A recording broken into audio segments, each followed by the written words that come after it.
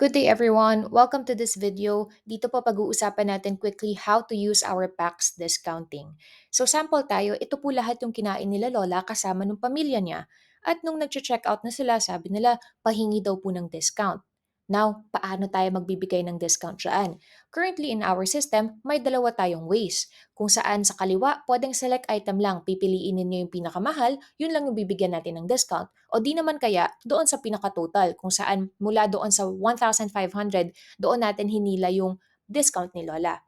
Now we have a third option, o yung tinatawag nating PAX discount o portion discount, na kung saan nagbabawas lang tayo ng discount doon sa portion na kinain ni Lola, if ever. Paano natin siya gagamitin? Tatlo lang po yan. Una, select the items that you are checking out. Nakikita natin siya sa tree. Go to discount, click packs. Dito po ilalagay natin yung types ng guests. May 4 na kumain at isang senior.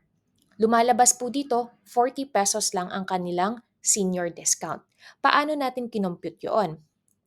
Dito po, makikita natin sa ating breakdown, yung 1,000 pesos na total natin, dinivide natin sa total number of guests, yung 5, na kung saan 4 doon ay regular at isa ay senior. Sa kanilang 5, tig 200 pesos lang nila. At dahil si senior lang po ang bibigyan natin ng discount, yung portion lang ni Lola, yung may 20% na hinila tayo. So 20% of 200 pesos is only 40 pesos. Hence, ang naging total natin kanina, 960 pesos lang. Okay? Itong computation po na nakikita natin ngayon ay para sa mga non-VAT registered businesses. Para sa ating mga VAT registered businesses, parehas lang po yung ating pag-compute, yun nga lang po, tayo ay 28.57% dahil nga po sa VAT exemption. Okay, take note na lang po tayo dito. But other than that, paano naman kung gusto natin magbigay ng portion discount para kay Lola, pero meron ding discount para sa mga regular guests natin? Pwede naman po yun. Follow lang din natin yung parang ginawa natin kanina.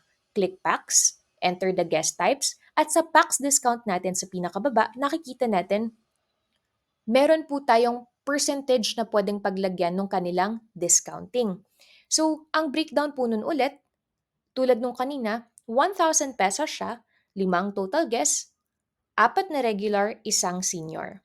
Ang ginawa natin dito, nag-apply tayo ng 10% regular discount na kung saan yung tig 200 pesos nung 4 na regular, kinuha natin yung tig 10% nila, lumalabas 80 pesos ang discount nung mga portion ng regular.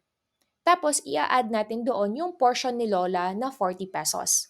So, 40 pesos plus 80, 120 po yung total discount na naibigay natin for that transaction. Kaya ang naging total kanina, 880 pesos. Okay? Now that we have this kind of discounting in the system, don't worry, ang ating Z-reading, mas tama na po ang labas ngayon.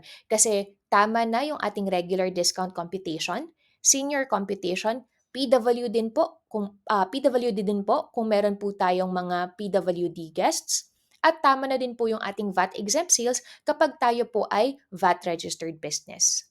Alalahanin lang po natin na dapat tama po ang tagging ng ating account. Nakita nyo po kanina na iba ang computation kapag tayo ay VAT registered or tayo ay non-VAT registered.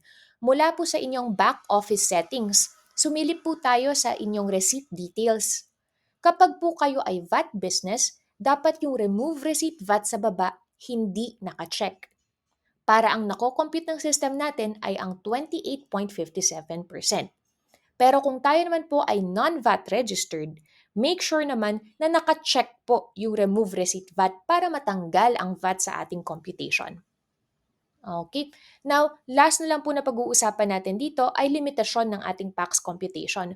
Unang-una sa lahat, hindi pa po natin nakokolekta ang data ng guest types natin.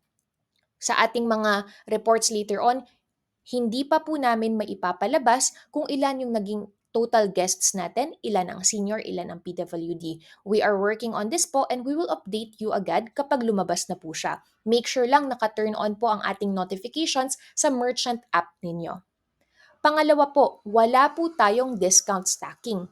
Napansin po ninyo kanina na kapag tayo ay gumawa ng PAX discount, hindi na po tayo pwedeng mag-apply ng iba pang kind ng discount.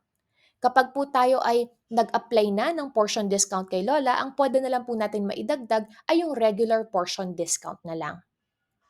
And panghuli po, tulad ng nabanggit ko kanina, wala pa tayong data ng guest types natin. Ganun din po sa ating downloadables. Kahit po i-download natin ang reports, hindi pa rin po lumalabas yung data natin kung ilang senior, ilang regular ang mga kumain sa ating store. Unti-unti po namin itong ginagawa at again, we will update you once we have it in the system. Now, if you have any concerns after this video, please let us know through our Facebook group chat. Thank you and happy selling!